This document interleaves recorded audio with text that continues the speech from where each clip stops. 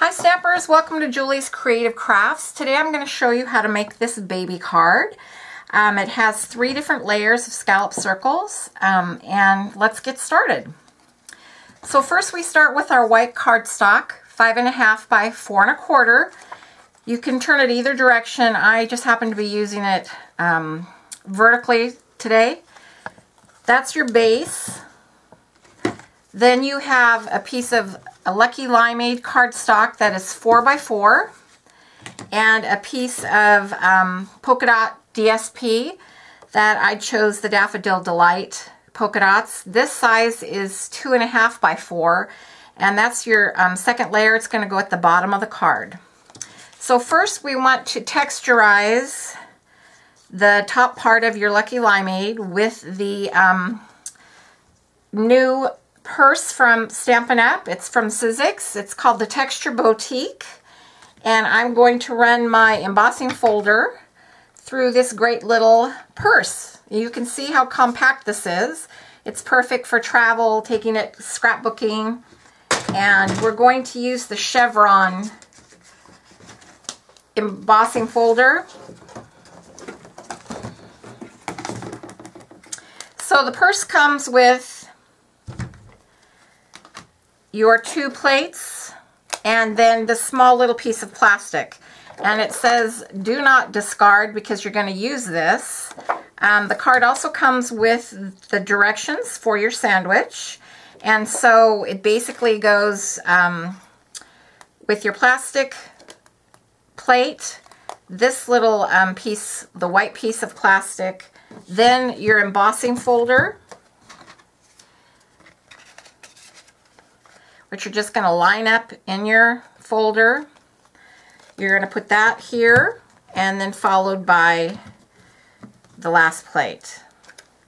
And it's super simple, runs through the machine.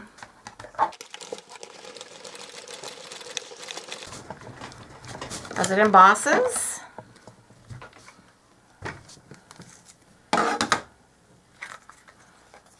And then you have your chevron embossing. This is going to go on the top 2/3 of your card. I'm just going to put a little adhesive on here. The reason I cut this to 4 by 4 is so it would fit through that little purse sideways, because if you don't turn your embossing folder the correct way, then your chevron print ends up looking almost like zigzag. So you have to watch which way you put it in. Now we're going to add the polka dot designer series paper. And you're just going to line that up on the bottom, and it's going to overlap on your Lucky Limeade cardstock. That's okay. Now, as you can see, the highlight color I used is Midnight Muse. So we're going to put our ribbon, which is just about 4 inches across where those intersect. And I like to just put my adhesive on the back of the ribbon. And then I just stick it on the card. And then I just trim it.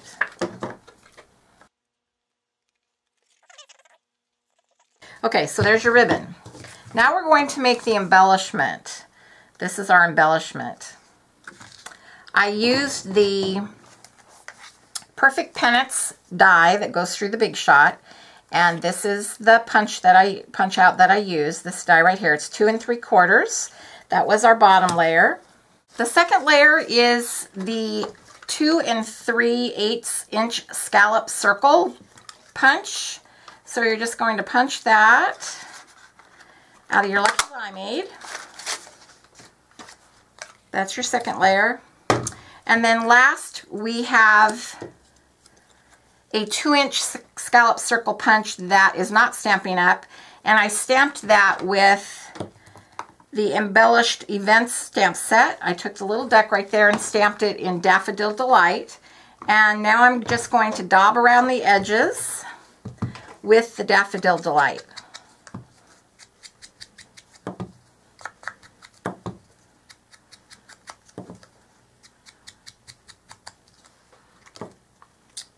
Okay, so we need to put 2 little buttons and our sentiment. So I'm going to go ahead and do the sentiment now, which comes from the Itty Bitty Banner stamp set. I'm going to use the Sweet Baby, and then I'm going to use the Bitty Banners framelit to cut it out. I'm using Midnight Muse because that's the color that matches the ribbon.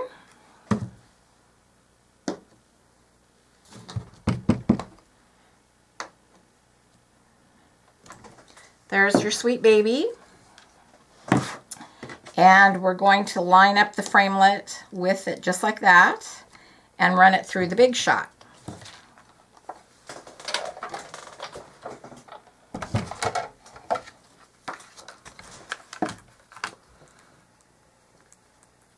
One of the tricks for this is to use a Post-it note to hold your framelit in place. That way it doesn't slide around in the process.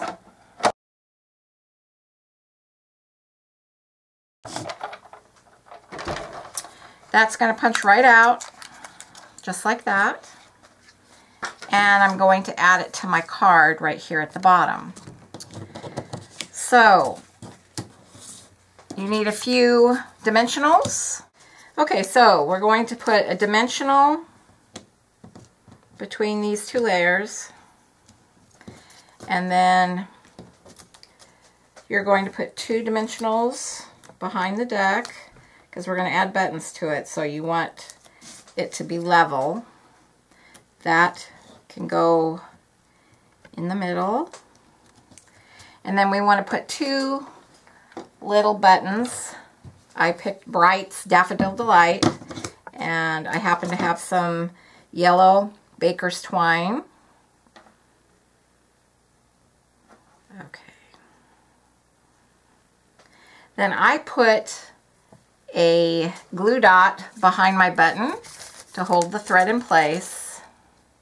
The other trick about glue dots is that you always bring the item, such as the button, to the glue dot. You don't pick up the glue dot with your finger and then try to manipulate it on, because it'll never work.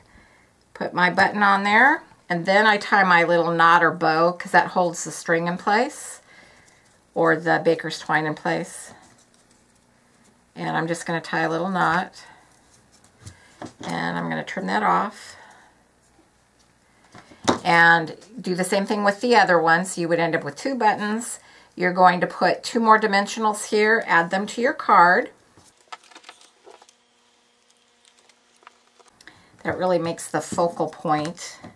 And then I cut a dimensional in half to put behind the Sweet Baby sentiment. And Sweet Baby goes right there. And if you had 1 more button, which you can add, then this is the card that you turns out. Okay, thank you so much. We'll see you soon.